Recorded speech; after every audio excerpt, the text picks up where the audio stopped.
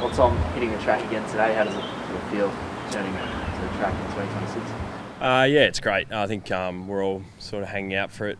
We've had a good spell, and we started well on Thursday, and then Monday was probably our best session over the pre-season. So, sort of building nicely into the practice games. You've got a pretty clean bill of health at this stage in the pre-season? Across the list? Yeah. Yeah, as far as I know, it seems like we've got pretty good availability. We've had a couple of VFL guys filling in for those larger sessions, but for the most part, everyone's been on track, and everyone looks really fit too. It's been a pretty good off-season, I would say. Is there anyone in particular who's really impressed you over the pre-season? Yeah, there's always a couple. I've enjoyed working with Worpel. Just having his experience in there has been great. Also, it's been good to see Mitchy Edwards playing the ruck a bit and see what he can do. But yeah, probably just the same old crew really. Like Max has been tearing it up, and it's been good to see Tanner back out there as well. So we're all looking good. You touched on James Worpel there. What does he bring to the group, particularly in this off-season? What sort of knowledge does he bring? How does he benefit the midfield group? Yeah, like I said, just like a wealth of experience, and obviously he's a really strong physical player who's really got really good endurance as well. That's probably one thing I've been surprised with him. He's probably seen more as an inside player, but he's really running well, transitioning well as well. So loved working with Warp so far. Obviously, you had one of your best seasons in the midfield. James Worpel coming across has played most of his footy as a midfielder. Do you think that impacts your role at all in 2026? We're always evolving as a team. So if we add someone like Warps, I think that might change my role, but it's only going to make us better. I'm not going into this season expecting to do exactly what I did last year. So we always love having new talent added to the team, especially if they're going to help us win. So really thankful that Mac and everyone got that done to get James over. You guys seem to have escaped a little bit, but on Monday there was a bit of carnage with injuries across the league. There's some suggestion that the off-season's a little bit too long. What would you say to that? I'd probably disagree with that.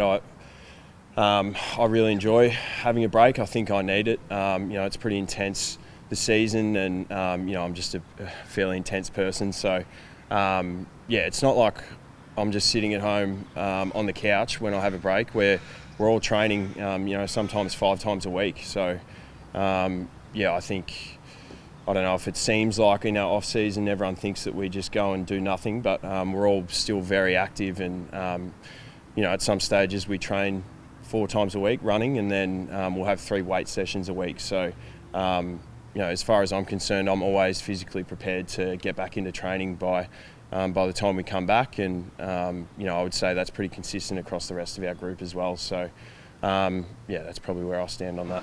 Is that going? Are you coming into the club, in the off season, or is it more just like local ovals and that sort of thing that you do in those sessions?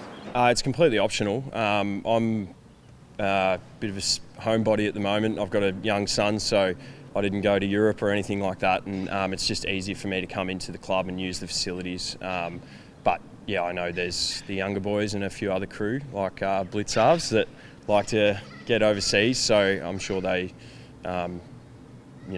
use facilities over there where they can. Nathan Buckley's another addition to your coaching crew.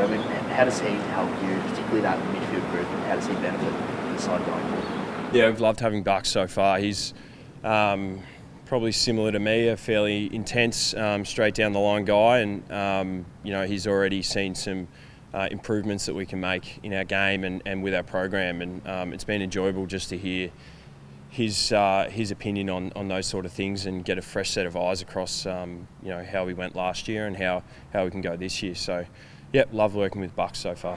Tanner Brewer, nice to see him back to the club and training life. Yeah, definitely. Yeah, it's just good to see him back enjoying his footy, and he's got such talent, and he's still so young. So he's got hopefully a long career ahead of him, and it's been enjoyable to work with him again. Obviously, the news came out earlier in the week that Tyson Stengel was taking an extended period of leave. But have you reached out to him and have the boys really wrap their arms around him during this time? Yeah, definitely. Yeah, we love Tyson, and we're just hopeful that everything's okay with him and with his family. So yeah, hopefully he's able to get the time that he needs, and then when he comes back, he'll be ready to go. You mentioned Mitch Edwards there before. Obviously, the Ruck was a bit of a moving feast for you guys last year. Do you think he could potentially push for a round one berth or even opening room? Yeah, look, I've got no part in selection, and it's just been good to see him getting some reps. I think we've had a lot of injuries with our ruck stocks over the last couple of years, and to see these guys out, being able to be involved in footy and get those important experiences with the rest of the team, yeah, it's good for the future of Geelong, and yeah, hopefully they keep healthy. State of Origin's a month away today. Has there been any chirp on the track amongst the boys who are involved? No, not that I've heard. No, I don't know. We're pretty focused on getting training right, and maybe there has been between Paddy and Lawson. I saw they played golf together the other week. Maybe there was a bit of banter there, but yeah, I'm not the best person to ask about that. I'm not too tapped into what's going on. Have you guys absorbed the grand final loss too much? And if so, I guess what are the biggest lessons that have sort of come out of that game? We actually, probably the first time we visited it was last week. We had a bit of a meeting just to sort of tie a bow in it. But yeah, I heard Grind say it in his presser, and I've been here the same amount of time as Grind. As long as I've been here, it's always been moving on to the next year. And yeah, I mean, I think I went back and watched a bit of the second half last week. That was the first time I'd seen any of it, and yeah, I was trying to take some learnings, but you just look ahead. Our team's going to be so different. The way we're trying to play is going to be different. Yeah, there might be little individual learnings, but I think as a team, you've just got to try and attack the year for what it's going to be. And yeah, obviously it stings a bit that we lost, but yeah, I'm just grateful that we're able to have another crack, and this is my job. So yeah, not too fussed.